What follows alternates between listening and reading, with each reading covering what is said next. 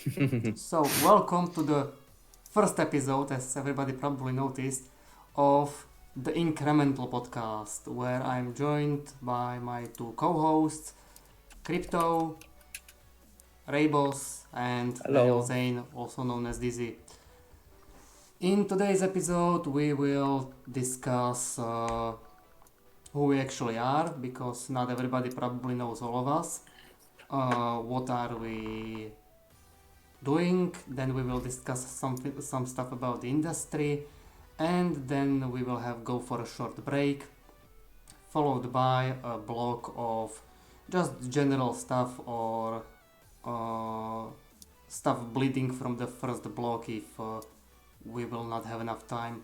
The first block should be about 30 to 45 minutes. It depends. I do not have any timer, so if we will think that yeah, it's time to go for a break, we will go for a 5-minute break. So, introduce yourselves, my co-hosts, and I will introduce myself later. All right, Right. Raidos. Yeah, I can start. So, hello everyone. My name is Raidos. I'm a game developer. I'm from Germany. Right now, I'm studying in university. So, I've got some time to game develop in my free time. It's a lot of fun. I would recommend it to everyone. Right now, my game that is in development is called Fusion. I really hope that in a few weeks, everyone is able to play it because right now, no one can. Yeah. But as soon as I'm going into open alpha, hope I get a lot of people to try it out. I hope a lot of people find it fun. And yeah, I'm looking forward to discussing a lot of things here on this podcast. And I hope I can share my insight on stuff like game development and yeah, how things are going. All right. All right. My name is CryptoGrounds. I also go by Zach. I am a game developer and I make YouTube videos on idle game tutorial videos. And I am the game developer of Crypto Clickers, and I'm currently working on idle research. Oh yeah, and I'm also from the Americas. Yeah. Awesome. And what about your other games, Crypto? You do not want to plug those? Nope, unspeakable. Cannot speak of those games. Well, there are about 3 more games I have played out of you. One of them is Legacy Edition. The other one is... Oh yeah, I don't even remember what was the name, and there was Idle supposed to Impulse be another one. Incremental. Yeah, I know that. I remember. Terrible that game. more. And Hey. I'm Daniel Zane, also known as Dizzy. I'm not a developer, just a player. I have played games since I was about 5 years old. I have discovered incremental games with the first incremental game being Progress Quest, which is so ancient by now that you can play it on Apple Watch. And I have played the most idle games out of, I think, everybody. And I'm from Slovakia, and I hope I will manage this podcast much better than the last 15 to 20 minutes. Of course. So, we have done the introductions, so let's go over to Raidos, introduce your game. Yeah, sure. So, Fusion is an incremental game, as we What a probably can guess surprise! from the podcast we are on. I took a lot of inspiration from different games. So, my journey as a game developer is I always liked playing those games. I think I started playing Cookie Clicker as my first incremental game. I had a lot of fun, and I always thought like, maybe I can do something similar. It seems so easy to create a clicker game. It's just like click the button and a number goes up. But I never really got around to it. And then I think around 5 to 6 years later, it's actually pretty funny. I think I saw Crypto's YouTube channel when it was still at like 300 subs or something. And I saw a tutorial how to create a clicker game. Or something similar to that. But it seems so easy. And I was just like, okay, let's go. Let's do it. And yeah, that's where my journey started around 1.5 years ago. And yeah, so this is where Fusion just took its own shape. So I started playing really different games. I think, do you guys know Space Company? Yes, I do. Yeah. Yeah, What so game? this is the game where I was like, I really like the genre, the subgenre of this game. It's like get resources, build generators out of those resources that generate more of those resources. And this is where I got the inspiration to take my subgenre from. And yeah, I expanded on those, put a lot of like mini games in, I would say, where you have to micromanage your generators and yeah, go play it your own way. Like you can go for option A or option B. I always want players to choose. And I hope that this will be reflected in the final game. So Nice. I'm excited to try out. Awesome. yeah, I'm looking also forward to sharing excited it. to try out. For more than one reason. Yep.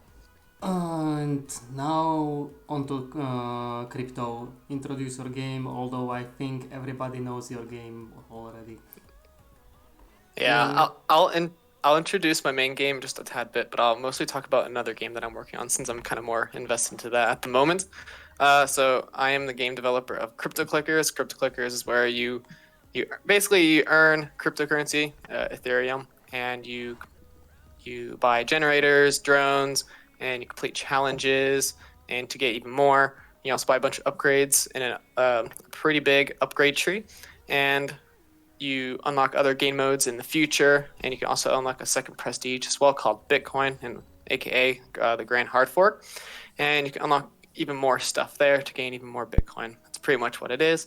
And another game that I'm working on is called Idle Research. So basically, you research, unlock, craft different types of flasks that produce energy and that boost each other, and you buy accelerators that make certain things like crafting speed or the amount you craft or research speed, stuff like that, much faster.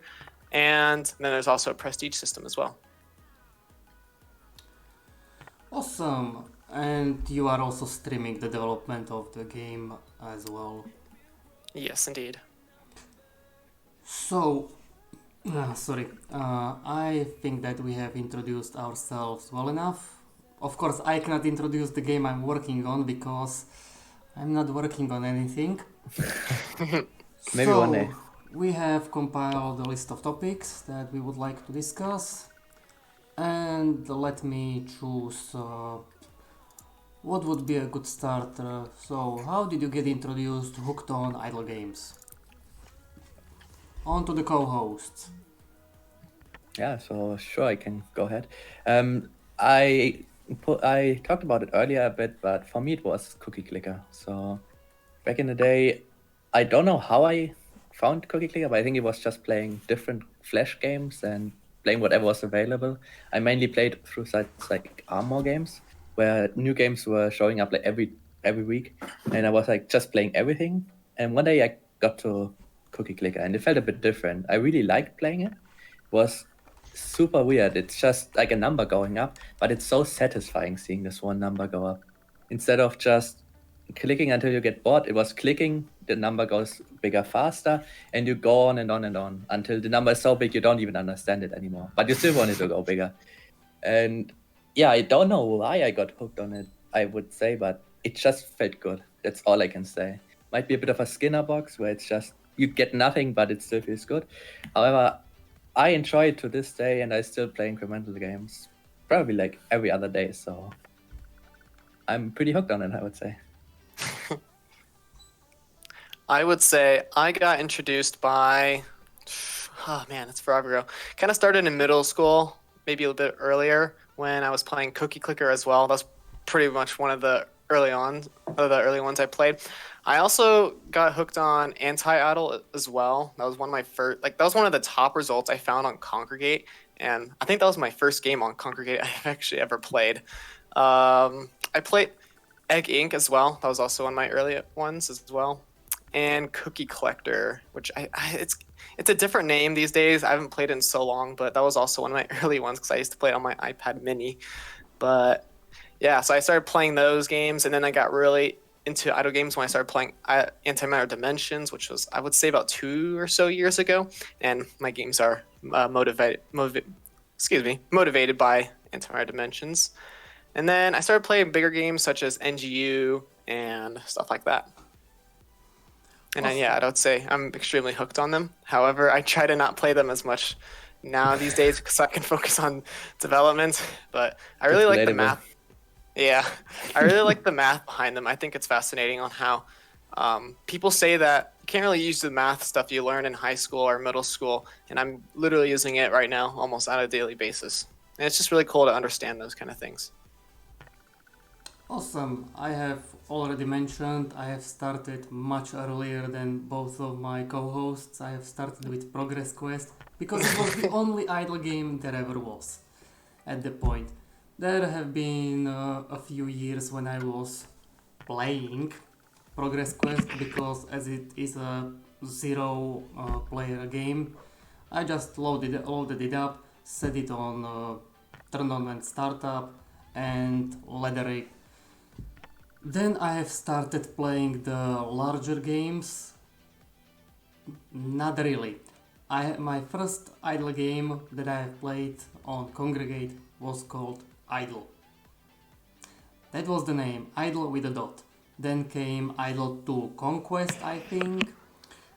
Then let's skip a couple of boring months to years. After that, I have started playing. I have started beta testing Anti-Idle. I have started playing Sandcastle Builder. I have started playing more or less every single game that was out there. And after that, I have shifted to Android games where I have played everything. I have started with I don't even remember what my first Android idle game was. It was, I remember Tap Titans. I remember. Oh yeah, I remember that one. I've played so many games that I don't even remember them anymore. My library has easily over a few thousand of games that I have on my It's insane. Android. It's just Android. Then I have moved to Steam, where I have started playing Crusaders of the Lost Idols, where I have almost 2,000 hours. I have played Oh, wow. Transport Defender, which I have few hundred hours as well. And nowadays I play Melvor, I play That's a good Prestige 3, I play Synergism, although I'm not really too thrilled about how it is a more grind game. Because it's true. Then I play this weird game made by somebody called Crypto something, I don't know. It's made by somebody, you know who. I also play this other game made by a weirdo named Confusion, for which I'm also writing a story. Weird as it sounds, idle game with a story. And I play more or less everything of any quality that is not just another clone of a parody of a third generation child of Antimatter Dimensions. Good. Because literally 1/3 of the games are using the same style as Antimatter Dimensions because it's easy, people are used to it. Yeah. I think especially bad are the AdCap clones, Adventure Capitalists. Oh, I hate There are those. I'm so tired of so seeing those on many out there. Android and iOS. Oh my gosh. Like They get every second promoted- idle game, yeah.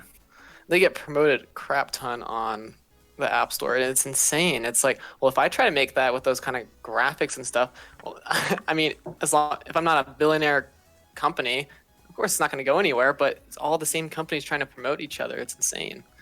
Yeah, it's It's all the about same marketing. game too. It's literally And just nobody's, marketing. yeah, and nobody says like, oh, this is a clone. Like they have good reviews. Like it's a 4.8 star rating. It's like it's crazy. It's the same thing. Yeah, originality isn't always something you paid for. It's sad, but that's how it is. Okay, I should probably make a disclaimer at the start of me talking. I don't hate idle games. I don't hate any of the games that I have ever played. I just am slightly more critical than I should be about what idle games should be and how I see them. So I can vouch for that. Yeah, It's no very worries. critical. I'm pretty critical too. If you guys even haven't if seen I say my, that I not excited about a certain game, that doesn't usually mean the game is bad. It just I have played so many games that I'm already jaded out of them. And I wanted to quit playing idle games for a while, but next day I came back. So that's about that for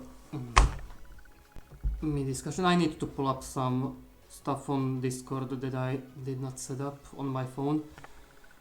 Okay, so moving on to the next topic. Let's see.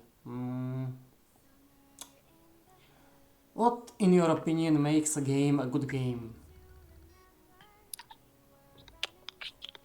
Sure. Why don't you go ahead and tell us? Well, back in 2000 XX, I have made a Reddit post where I said what makes a game a good game, or I do not know the exact name of the post, and I have placed about 2 to 3 A4 pages essay on what do I think about it. So you're expert on the subject. No. You can say I am, but I don't feel that way. In my opinion, the 3 basic features should be auto-saving, achievements, and some kind of ascension. Because unless you are developer of Melvor or somebody else, your game will finish relatively soon without any kind of ascension. Ascension can be prestige, hard fork, Molpidown from Sandcastle Builder, or whatever else you figure out. It will still be the same mechanic over and over again. Autosave is important because people forget to save games. I have lost about 3 months of progress in Sandcastle Builder because I have forgotten to turn on the autosave. They don't have autosave on? No, autosave is a boost in Sandcastle Builder. It's not a feature that is unlocked from the start. You need to unlock it. Wow. Okay. And by 3 months of progress, I do not mean like, yeah, I have not played during the night or whatever. No, 3 solid months of progress. Jeez. And achievements are something I like, more or less. Some people will say achievements are not necessary because they tell you how to play the game, but idle games are this genre that is linear. You are on a railroad, and there are a few ways to get to the end. Either you will do it optimally, which is use all of the speedrun strats and min-maxing and whatever, or you will use some weird method like, I don't know, you will buy only in tens every single update, in every single generator, or you will buy until the cost is the same, whatever. Achievements give you this sort of set of goals that you should get through to enjoy the game as much as possible, maybe get something out of it. Sometimes it's just a checklist of, yeah, done. Sometimes it's boost generator 1 by 10, boost generator 2 by 0 point nothing, boost by function, do whatever. Those are just progression achievements. Yeah, I don't really like them that much, personally. Doesn't They're a matter. bit unnecessary. I don't mind. I could see how it could be a good checklist, to be honest, for some people. Oh yeah, definitely, but just some achievements feel like they don't really need to be there. That's what I mean. Yeah, It's especially like- in Antimatter Dimensions, there's a little bit of a few goofy achievements that I don't really like, especially when you have to make a bunch of obstacles in order to get to them. Yeah, exactly.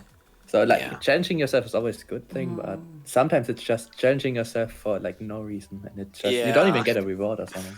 Yeah. or you get a reward, so you're forced to do the really weird challenge? I think that Dimensional Incremental has achievements for not using 4 features at all, crippling yourself by going into I don't know what it's called. It's wow, great research, Dizzy. Into sacrifice, or I don't know what kind of a run it is, but you basically cripple yourself, and yeah, you get one achievement that does maybe something. I don't remember. I haven't played it in a while. I think that you can always say challenge and achievements are really linked into each other. Like pretty much what we just said, when you have to cripple yourself with an achievement, it's the same as a challenge that's doing that for you. And what I have to say is I really, really hate challenges that disable automation for the player. Like when I play idle games, I want them to be idle and not you having to do all the work that you already did before when the game wasn't as automated. And then you get a challenge that's like, oh yeah, now play through the game without your auto clicker or something that you get through the game. I think it's really unnecessary. Rather nerf something and I can try the challenge later on instead of taking things away that I can do regardless, but just take longer because there's no automation anymore. Like, really unnecessary in my opinion. When there's no challenge, it's just annoyance pretty much. Shoutouts to NGU Idle Troll Challenge. I hate that challenge.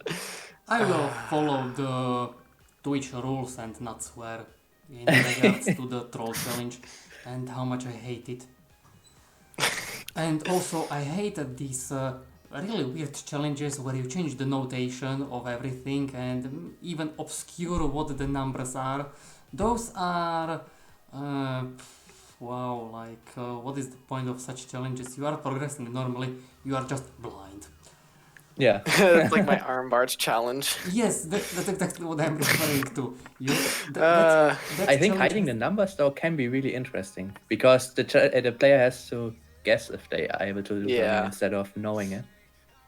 It's again, it doesn't disable like your automation or how things are working. It doesn't change anything. It's just that now you don't know where you are. So it can actually be quite interesting in my opinion. Oh, different strokes for different folks. Yeah, of course. I mean, it's all subjective, but at least it doesn't take away automation, okay? I'm really rough on that point. I just hate it. You have mentioned automation. I have played a game called Transport Defender, which is completely automated game after a certain point.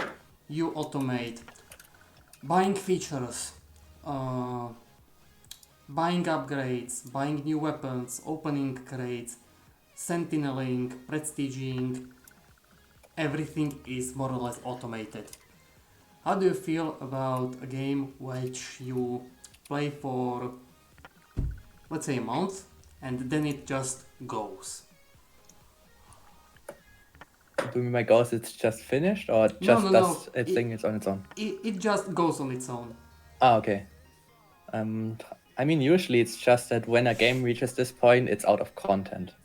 So it means like you're now just watching a number go up and nothing really happening anymore. This is usually the point where I quit those games. I know there are a lot of people that continue, but I'm a person that is like, okay, the late game content is done, and now I move on to the next game. I don't really see a point of grinding a game where nothing changes anymore. Like, I know getting a number bigger and bigger is nice and all, but at some point it really even gets pointless for me, even though I like numbers go up.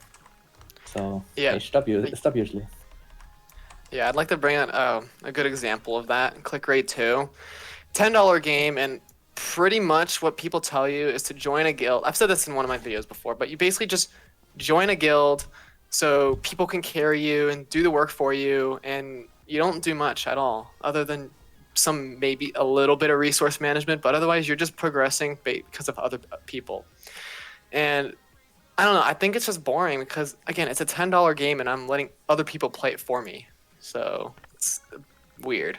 I guess, because you're letting the best people who've played it the longest, who started the earliest, and who played it the most, play it for me. So why would I spend $10 on a game for someone to play for me? I don't know. I think it's a bit weird. I mean, obviously, I could play the game by myself, and it would be just fine. It would be incredibly slow, and I would never catch up to anyone. 'Cause that's what the goal is.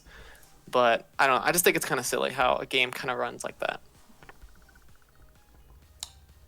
Okay, so you two are developers, so what you want to, of course, make a good game. Maybe if you are quite ambitious, you want to make a great game. And if you have something, maybe some kind of insanity, you want to make an amazing game that everybody will love. You really need to be really devoted towards that. So, how much would you say that you have been inspired by other games, and how much is you wanting to do something completely new?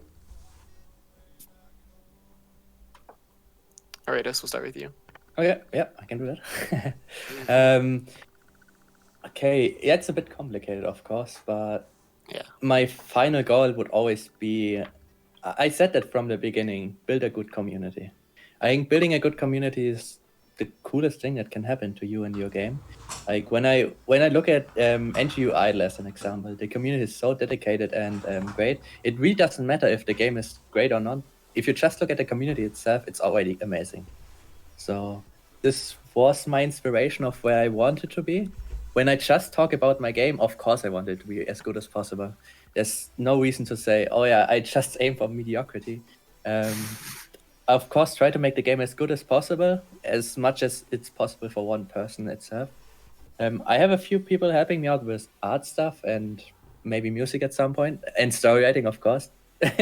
But yeah, I just try to get things as good as possible. For inspiration, yeah, I took a lot of inspiration from different games. When you're able to play my game, I think you might even see it through some of the mechanics. As an example, I brought up earlier Space Company. The resource management part I thought was really cool. You spend resources to build generators that create those resources. This is a big part of my game that I enjoyed so much. Then I enjoy interactivity, where you can pick your options. Instead of just going for generator does more, you can go for generator does more, but it costs more. Things like that. Or you can go into your upgrade tree and then go for upgrade A or B. So like, do you want to be faster at money generation or faster at energy generation? Something like that, where you have to decide. Yeah, so it's really hard to say just how many games I took inspiration from, because over the years of me playing idle games, I would say it's just all the good parts I enjoyed. I was like, okay, I want those. And all the bad parts, I always went like, no way I put that in my game. I think it's stupid and I don't want it. And yeah, that's where I tried at least to put up the best of two worlds. Where it's like, what I like, I put in. What I don't like, I don't put in. And that's where I hope my game will stand some point. And people enjoy it. So I'd say motivation. Yes, I get a lot of motivation from games like NGU and Tomorrow Dimensions. I even put it in the credits section, some games that are inspired by.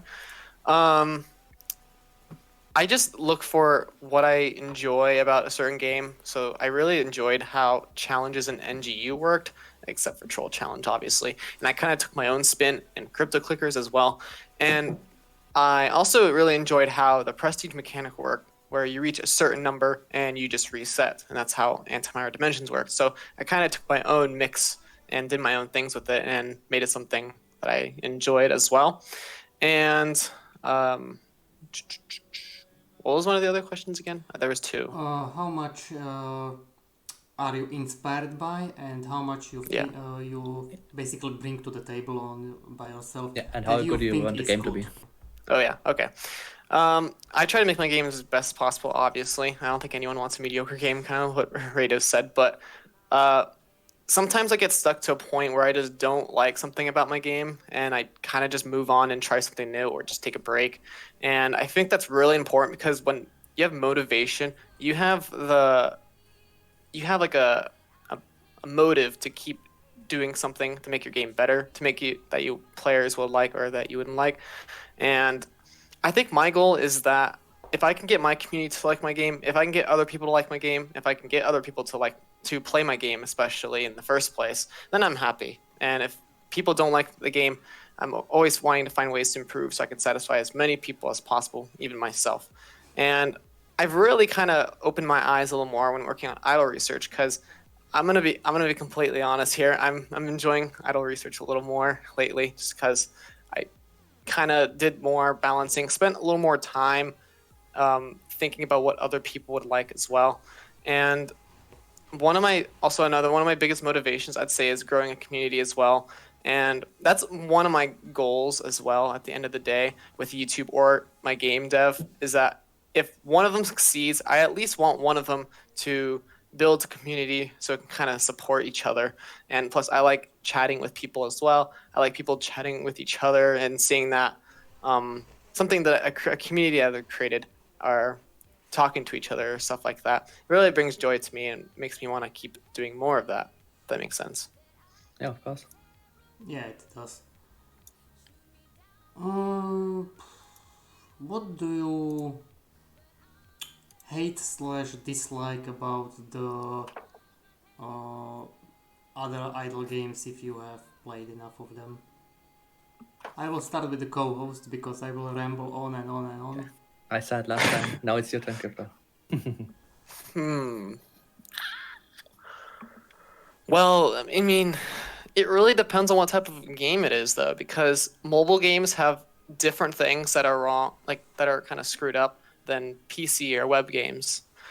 I'd say I'm not the biggest fan of time walls, or I'm not the biggest fan of time walls, just because I kind of just want to play a game, do stuff with it, and then move on to the next thing, not just be stuck at something for a really long time.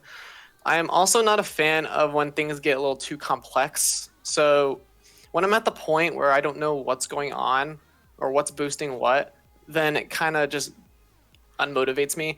Now, I know there's a lot of stuff in antimatter dimensions, but I think it's a good mix. Now, what I'm kind of referring to is NG plus 3.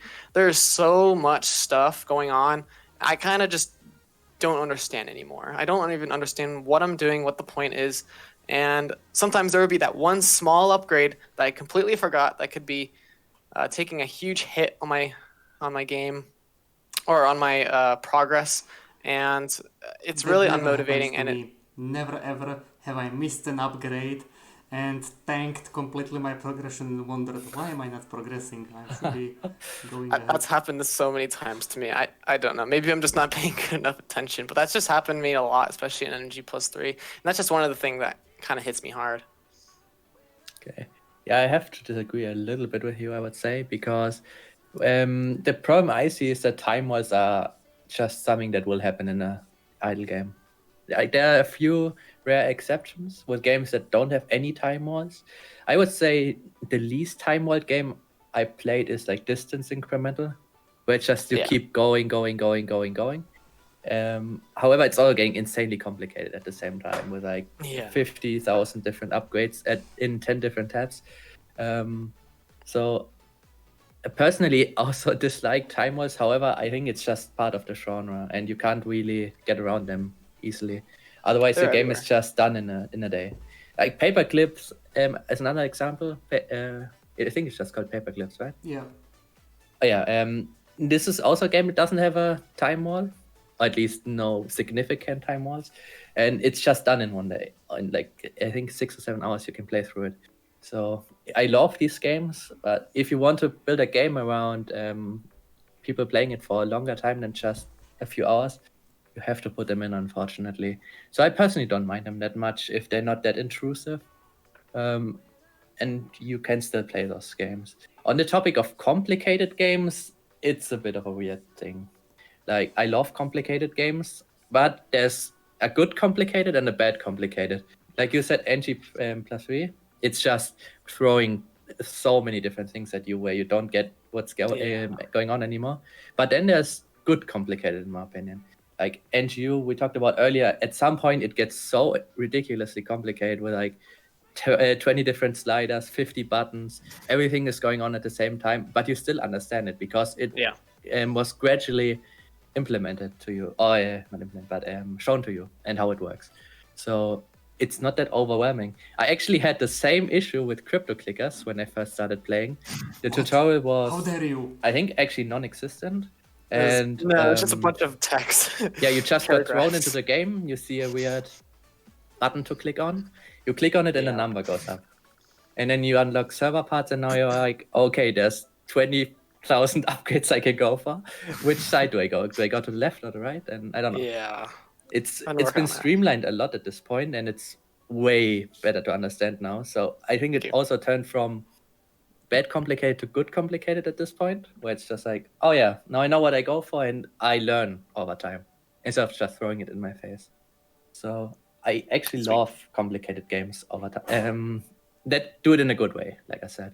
Another thing I think everyone here will agree on is paywalls. Instead Oh, of time yes. walls, these are completely optional by the developer, and they just ruin the game for me so bad usually. Like, I don't mind throwing €5 or $10 at a game and be like, oh yeah, I like the developer. Yeah, you can have some money if it's a good game. But then there's games like, oh yeah, pay €10 to advance, and then it's slowing down again, and then you do it faster again, and at some point they want like €100 from you. It's so crazy, and it's just not fun. So I try to avoid those games. Paid idle games, I think, are a good idea on paper. I would really love to make my game paid, but I always fear that it just can happen that your game falls into obscurity and no one plays it.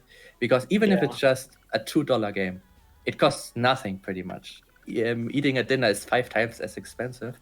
People are still like, What? Where do you eat? I like, don't know. Is it 6 worth times to pay down? $2 for a 20-hour experience? Probably not. Yeah. And it's like, okay, I'd rather make my game free, so at least I get people playing it. Yep. I completely agree with that. It's so sad, actually, but I mean, that's just how things go, unfortunately. Other things I hate is pretty hard to say on top of my head, but useless ascension mechanics. Earlier we said ascension mechanics are good. I agree, but sometimes it's just ascension for ascension's sake, where nothing changes. It's just now you have a multiplier of 2 instead of 1. So I think you are referring to evolve with that. I don't want to throw too much shade on that already. Okay, maybe we get the developer on here one day, but it's Yeah, just maybe, so they can come and defend themselves and yeah. So let's roast evolve a bit. I played that game a lot. I loved it so much. For the first 5 days, it's like a civilization builder game, and then you get to the reset part where you go back to 0, and now you have a multiplier of like 20% extra resources. And now instead of 5 days for your ascension, it takes 4 days. And then you do it again, and you get a 5% bonus, and it gets slower and slower, like a logarithmic scaling, where you have to do 100 ascensions, so you get a 50% bonus. It's so meaningless in my opinion, and I would way rather have the game not have any ascension mechanic at all, so I can just play through it once and I'm done, instead of going the same route again and again and again, and nothing changes. Yeah. It's kind of like A to Z Inc. as well. Yeah, exactly.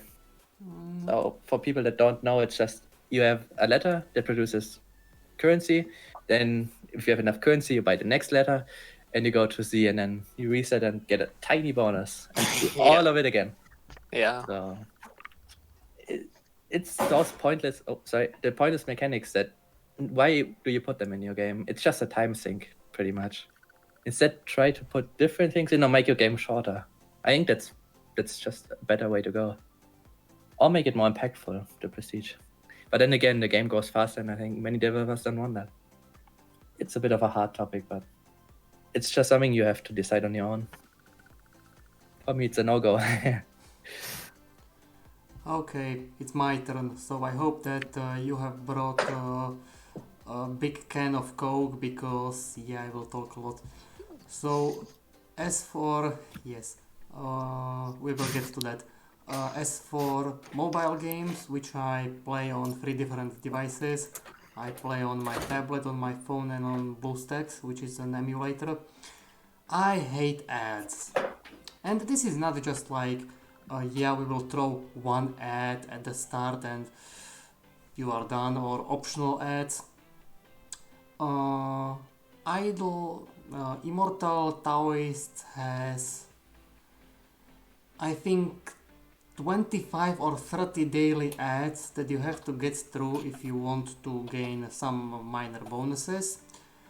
Mr. Kim has, it's not the full name of the game, but I can remember it right now, has 25 ads that are daily and then several that are 15 minutes apart.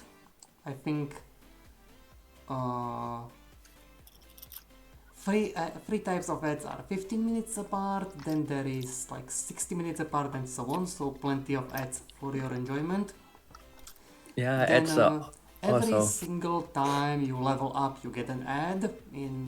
There is plenty of such games. And you decline to watch an ad. Well, you are watching an ad suddenly. Oh no, boss ads. Those are can of worms. Then for PC games, it's you are going for certain engagement from the player, and you decide early in the development, I want to make a game that is more online or offline, and in the middle you suddenly decide, I want to switch to the other side. But you have designed your game to be a certain way, and then you want to plaster automation on top of it, or you want to plaster cannot say addiction because that's not really what. Sometimes yes, but you want to put some engagement forcefully into the game, and it doesn't fit. So, for example, a game like Transport Defender has been designed from the start to be automated. Game like Crusaders of the Lost Idols has been designed to be engaging. It has some other issues, but basically these games were designed like that. But if you make your game to be, let's make it an offline game, like you will spend most of the time offline, which is what was the game that Pat Kyle made? I don't know. I don't know either. It's a super difficult game for me to understand because it uses math, so maybe both of you could. Ordinal Markup. Oh, okay. Oh yeah. Ordinal Markup was designed to be an offline game. And Really? then he decided to put in some parts that are supposed to keep you engaged.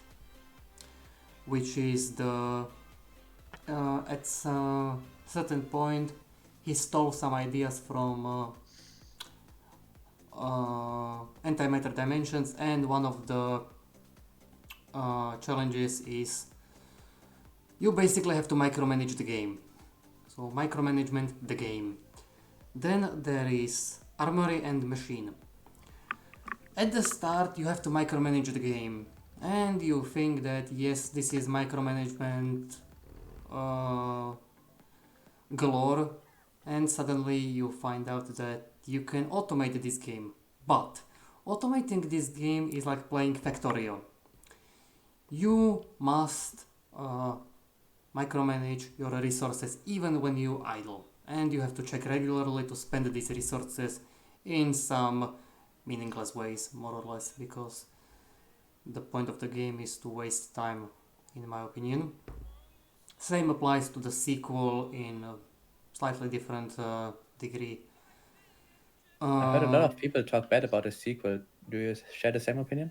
I have played like some early beta or alpha or whatever kind of version it was, and it was not a clone. It was definitely shown some improvements, but I have not played it long enough to see if the game has anything much more to improve. I was waiting for a more stable and more content-wise build because it was not really bare bones, but there were a lot of stuff missing.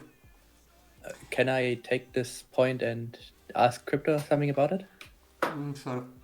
Yeah, so do you ever think about doing a sequel to one of your games?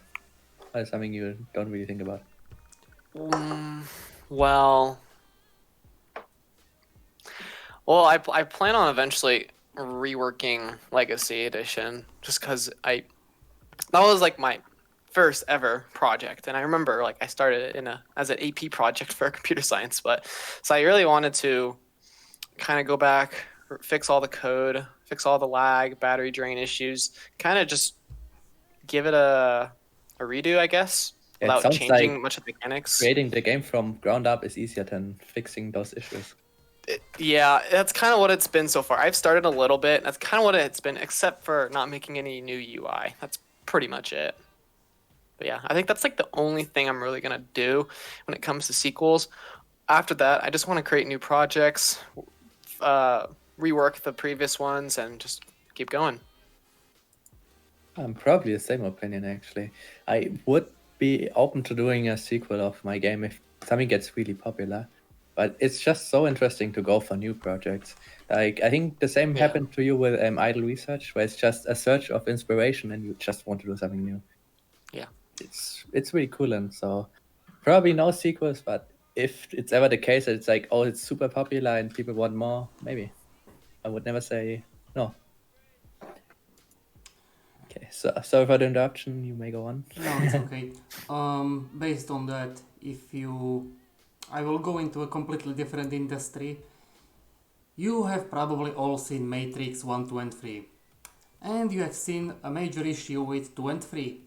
It doesn't really link to the first one. It's just There emulating what's good, but doesn't really improve on anything. 2 was manageable, 3 was not, because this was designed as being a single movie, which was number 1, and then because it was a massive success, the directors were pushed to make the sequels.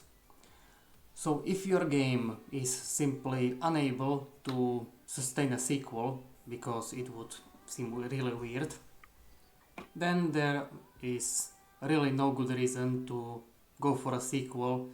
You just start in a new game, in a new universe. And I think that Research Idle and Crypto, wow, shows how great I am. Crypto, what is the name of your game? I'm sorry. Figures. Very creative names. I hate myself sometimes. I have very poor memory. Crypto, what is the name of your game? Crypto clickers. Great first episode. Crypto clickers and idle research. I don't think that can actually sustain a sequel. Yeah, I agree. At least. You might have a different opinion. I do not see what your vision No, I is. completely agree. So this might be a bit You of a have a nice controversial fancy opinion, whiteboard but over there, so maybe there is some kind of vision that I cannot see, but I don't think that 99.9% of idle mental games have potential for a sequel. Yeah. so it might be a bit of a controversial opinion, but the thing is, if your game gets super popular, and even if there's no opportunity for a sequel, usually, I understand why people go for a sequel. That's like not really necessary, because as an indie developer, it's incredibly hard to earn money, or at least enough money to live off of this job. So let's take Spelunky for an example. The second game is pretty similar to the first one. It's a really good game, don't get me wrong, but it's pretty much the same game again. It's great and all, but I'm pretty sure the developers just did the sequel because the first one got popular. So I understand why developers go for doing a sequel that is similar or pretty much the same when you just want to finance your future projects. I'm pretty sure at crypto, if your crypto clickers got like tens of millions of people playing